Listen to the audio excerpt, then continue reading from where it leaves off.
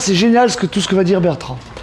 Alors, on est donc à Montréal, on est le lundi 13, c'est ça 13 septembre 1999, donc c'est le soir du dernier séminaire de 6 jours, donc ça fait notre 16e jour ce soir.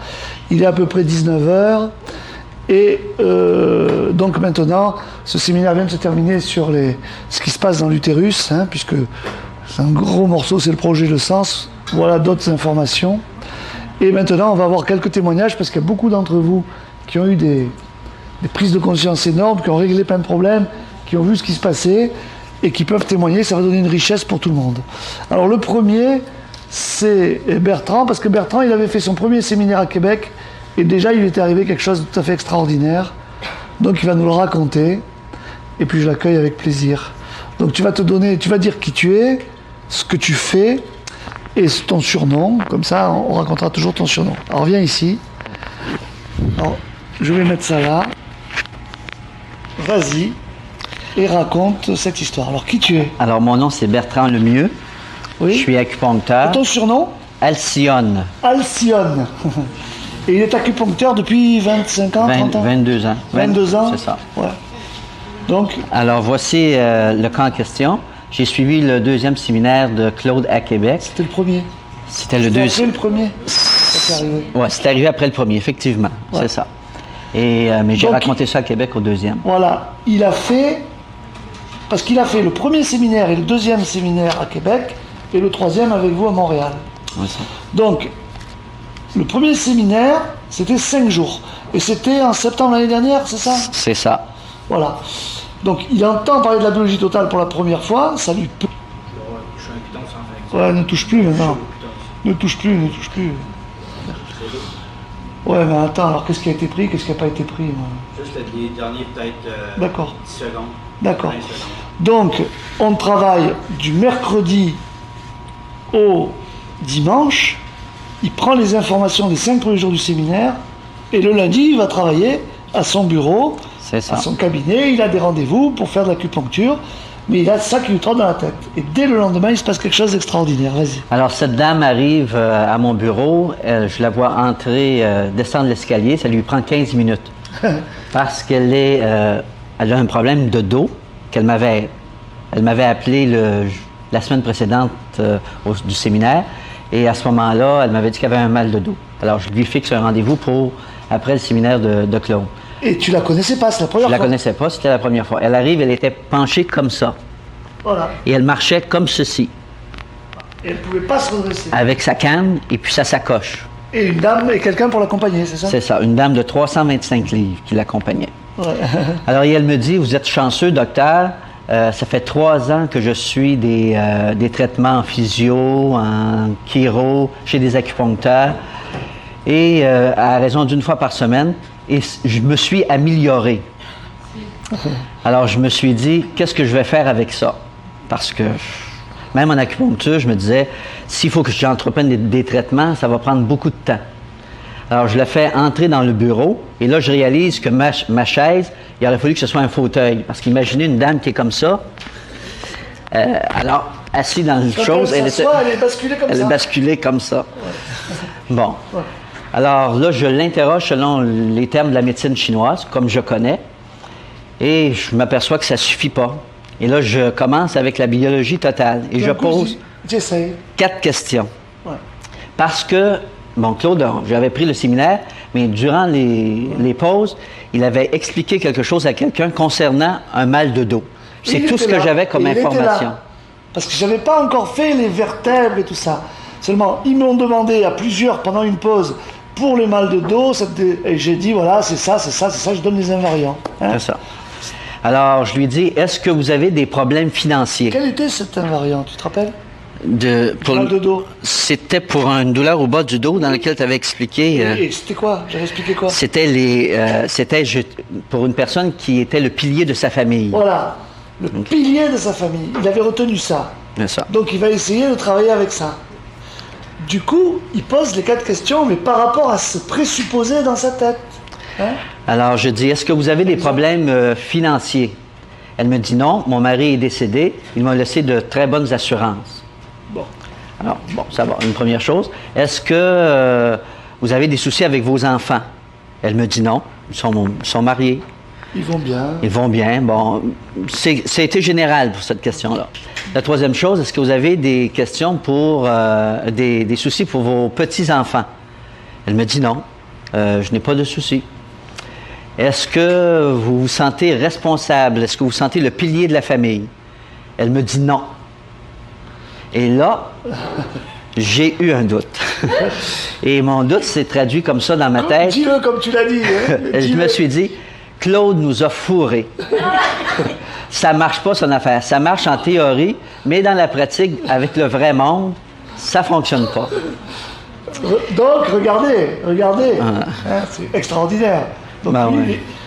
il avait eu toutes les explications sur le doute en plus. Donc, dès qu'il est confronté au doute, le doute revient. Il est très fort, le doute. Ah, Et à ce moment-là... Alors là, il me vient une idée. Je me dis, bon, ben, elle est en mini-maxi schizo. Parce qu'à chaque fois que j'avais posé 3 questions, elle tournait un peu la tête. Ah, Puis, c'est probablement ça qui m'a fait penser à la mini-maxi schizophrénie. parce qu'il n'avait pas encore pensé à la mini-maxi. C'est la première fois qu'il utilise la biologie totale des êtres vivants. Donc, il n'a pas encore trop l'habitude. Il pose ces 4 questions où il voulait tellement une réponse pour dire ça marche. Dès qu'elle répond non, donc elle n'a pas l'air d'être le pilier de sa famille. Il doute, hein, c'est pas possible, c'est des bêtises, qu'est-ce que vous a raconté? C'est peut-être très chatoyant en théorie, mais en pratique ça marche pas. Et là, il réalise que ça vient peut-être de son investigation, et peut-être pas de la réalité de ce que j'ai dit. Hop, il est alerté par le fait qu'il a vu cette femme qui dérobe la tête. Donc c'est comme si elle ne veut pas voir la réalité en face à la question. Son cerveau inconscient dit non. Et à ce moment-là, il dit mince, et la mini-maxi schizophrénie. Donc peut-être elle est aveugle. Et là, il recommence à parler. Alors, je lui dis, reste à côté. est-ce que vous, comment est la santé de vos enfants? Elle me dit, ils vont tous bien, excepté un. Et là, elle cafouille un petit peu, et elle me dit, bien lui, ça a été l'enfer de ma vie. Parce que l'histoire est la suivante. Avec de l'émotion, quand même. Ah oui, elle était, elle a commencé à pleurer, mais elle se retenait, etc. Et elle me dit, bien... Donc, c'est bien ça. Il a eu un très gros accident. Il a été en rééducation durant 1 an et demi dans un hôpital ici à Montréal, à raison de 7 heures par jour. Et elle a dû l'aider à faire sa rééducation. Donc, vaincre toutes ses peurs. Elle nageait pas. Il a fallu qu'elle apprenne à nager et qu'elle nage. Il a fallu qu'elle fasse de la trampoline alors qu'elle n'avait jamais fait. En tout cas, toute l'histoire. Et en plus, elle devait se payer un trajet de 1h30 matin et soir en plus. Ça a duré 1 an et demi. Parce que son fils est incapable de le faire seul. Incapable, il ne Donc, pouvait elle pas. était le pilier de la survie de son fils. C'est ça. Et après, Après, il est venu habiter 1 an chez elle pour apprendre à se rééduquer, à faire toutes les choses de la vie ordinaire, mettons, apprendre à se laver, à se faire à manger ou à sortir des ustensiles ou quoi que ce soit. Parce que ce fils a dû se faire couper 2 jambes en plus, après sa sortie de l'hôpital. Alors, vous imaginez un peu ses soucis. Donc, en définitive, elle croit que c'est gagné, la rééducation se fait, mais l'accident était trop violent, les séquelles sont trop violentes, le délabrement dans les jambes est trop violent, et petit à petit, on commence à l'amputer. Hein. C'est ça. Un pied, une jambe, toute la jambe, l'autre pied, l'autre jambe, toute la cuisse, et il se retrouve homme-tronc, et... C'est ça. Alors, et après quelque temps, il part habiter dans sa propre maison, mais juste en face de chez elle. Ouais. Et elle le voit chaque jour sur la galerie. Elle s'inquiète lorsqu'il ne sort pas ou elle l'appelle, etc. Alors ça, c'était l'histoire qui s'est passée dans le bureau. Alors, Attends. Il y a un truc qui est très important.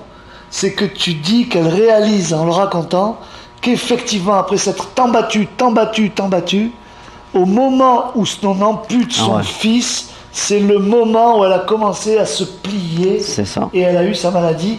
Elle était comme en Stiffman syndrome, comme en monstrueuse, énorme spondylarthrite ankylosante, c'est-à-dire les vertèbres complètement coincées, presque à angle droit. Ah, c'est vraiment ça. C'est au moment où on coupe les jambes de son fils. Vous le voyez, la précision? Et là, je l'ai fait passer dans la salle de traitement. Je l'ai aidé à monter sur la table de massage avec 2 oreillers sous le ventre. Et J'ai fait un petit massage, j'ai placé les aiguilles d'acupuncture, tout en lui demandant de me raconter l'histoire que je viens de vous raconter plus en détail. Wow. OK? Alors là, elle a pleuré beaucoup, beaucoup, beaucoup. Et puis, je l'ai laissé se reposer 30 minutes. Et durant ces 30 minutes-là, lorsque je suis revenu, elle m'a dit, « Ah, je me suis endormi et j'ai rêvé à 2 de mes conflits très importants. 2 situations qui me sont arrivées concernant ses petits-fils, parce qu'elle avait 2 de ses enfants qui s'étaient séparés. Et c'était aussi un drame très important dans sa vie. » Alors là, le téléphone a sonné.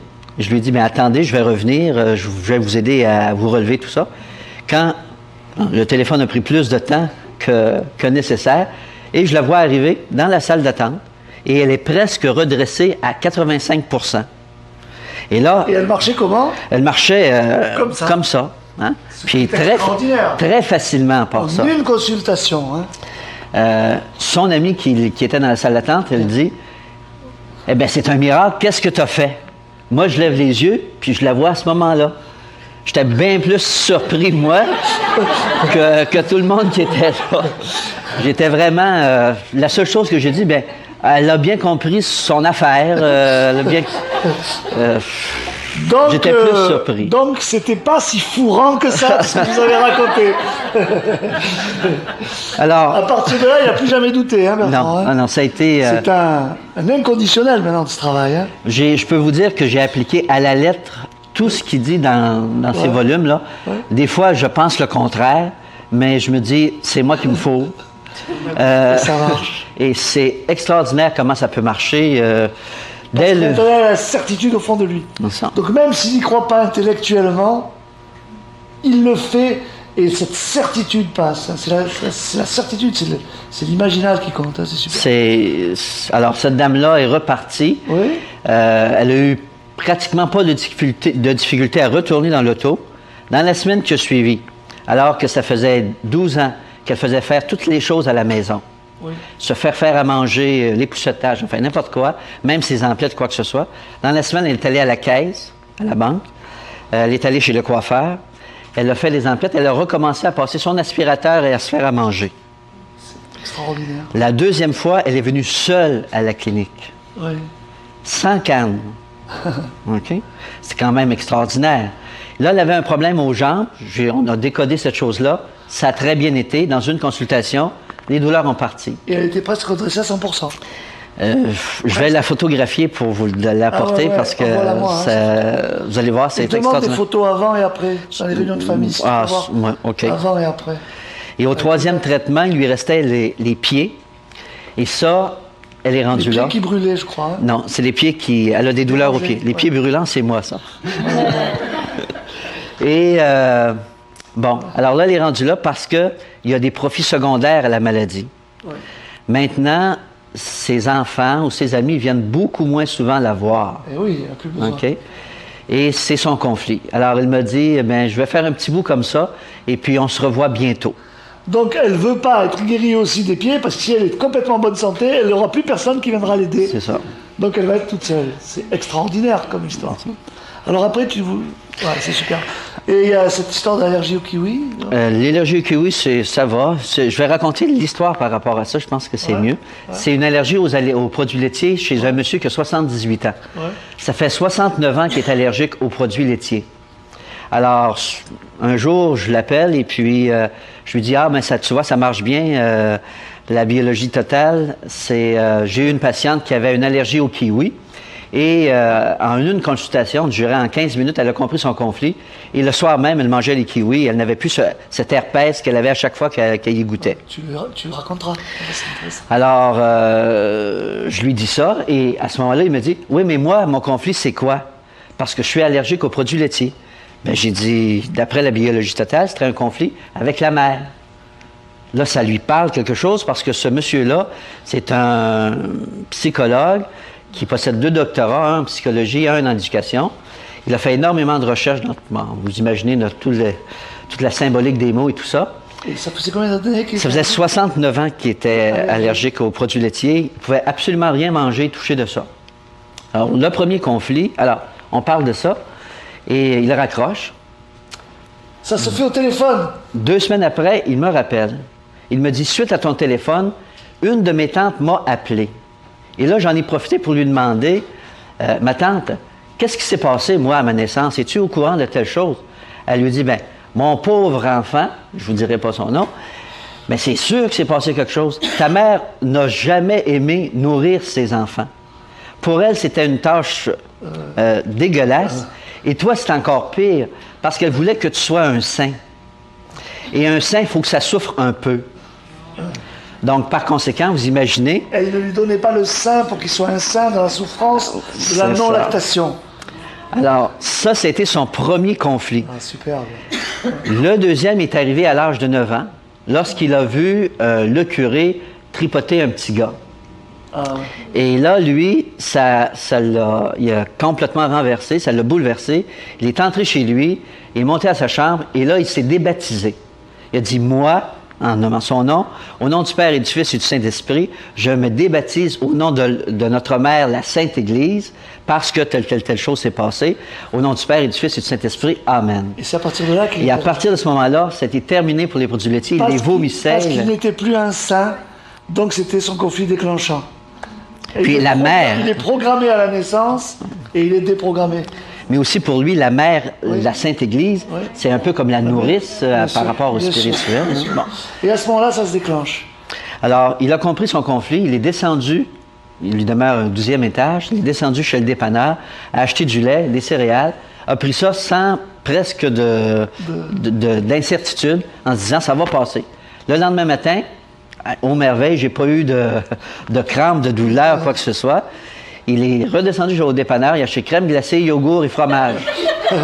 Il a pris ça dans la journée. Maintenant, ça fait 7 mois et il n'a plus d'allergie du tout aux produits laitiers. Et ça s'est passé en un coup de téléphone. Ouais. Au téléphone, il lui a donné sa solution.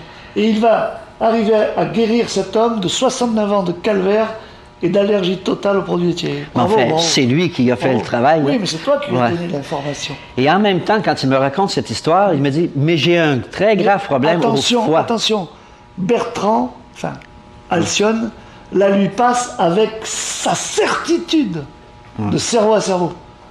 C'est ça, il lui dit. Et quand il raccroche, c'est ça.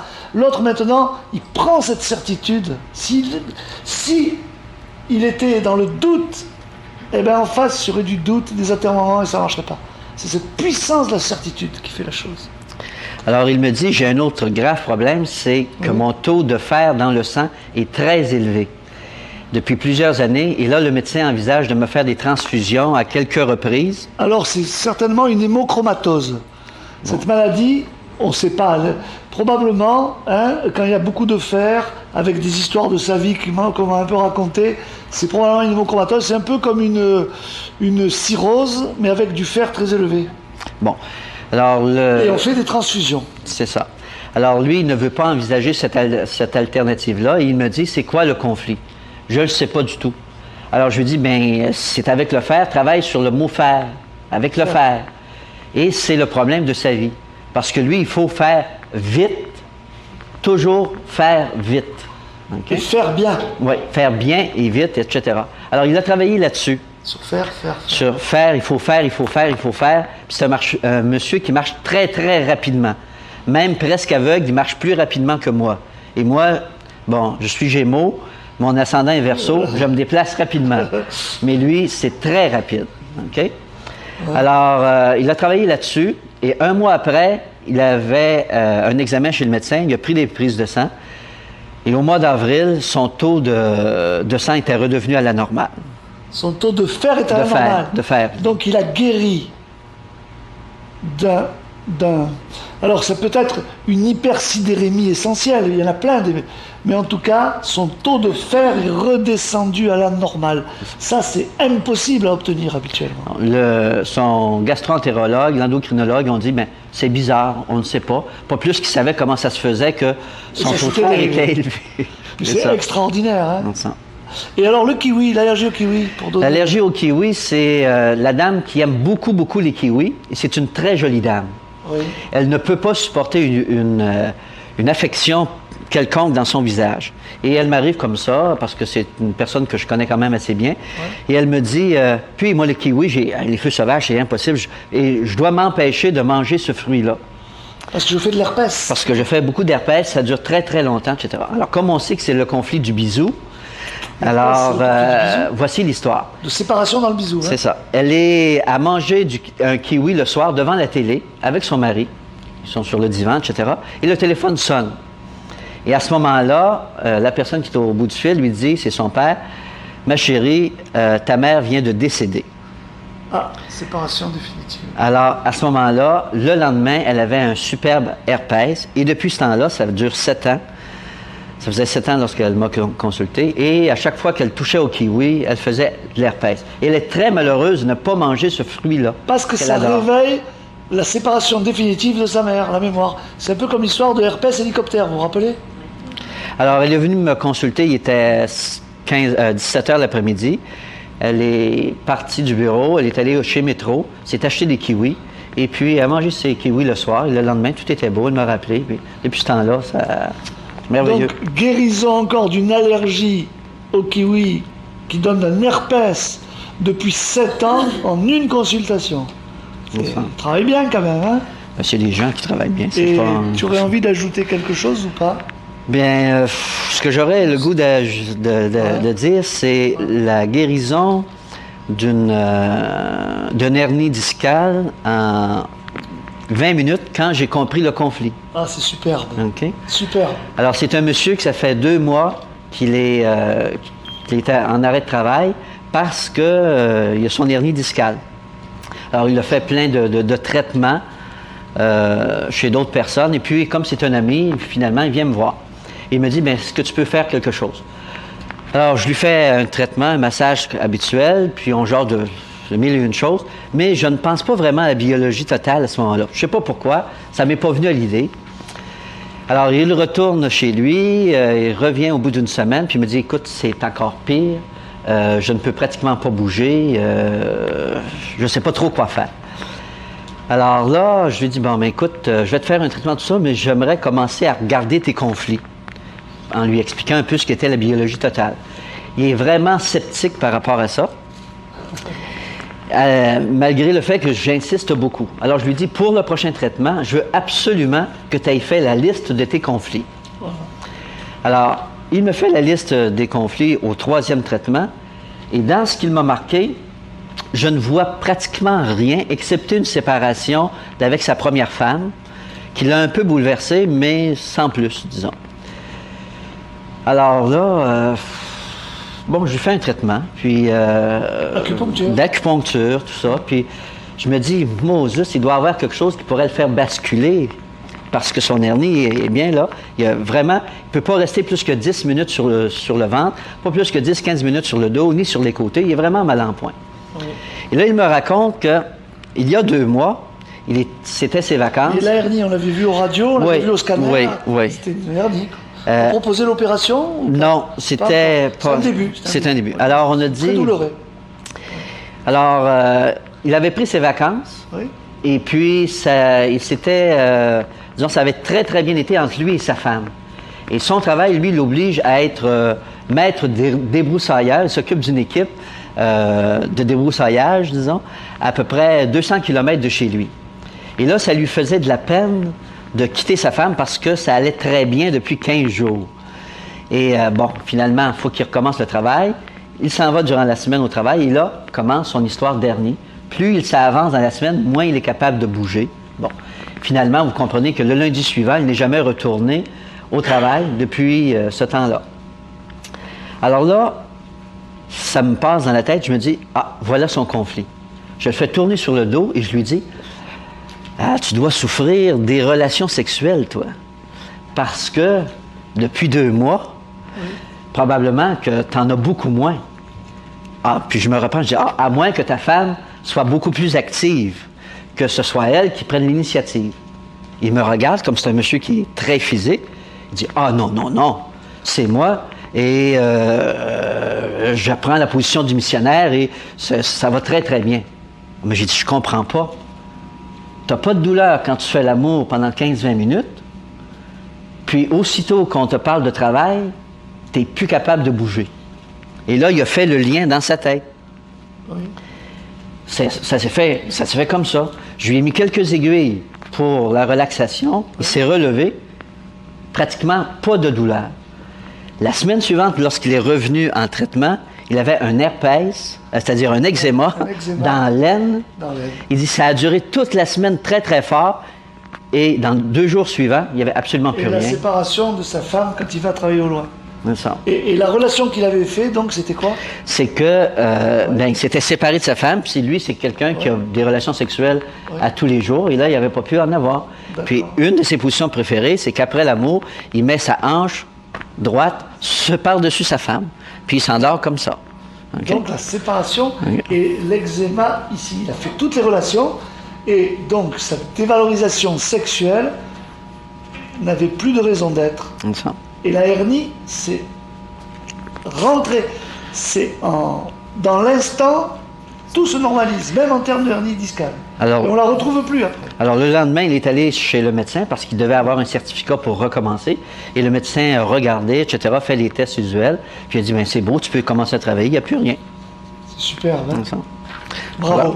On l'applaudit très fort. C'est exceptionnel. Continue à prendre. Quel homme, quel talent. Vous avez vu tout ça? Extraordinaire. Bravo. Merci. Tu veux que je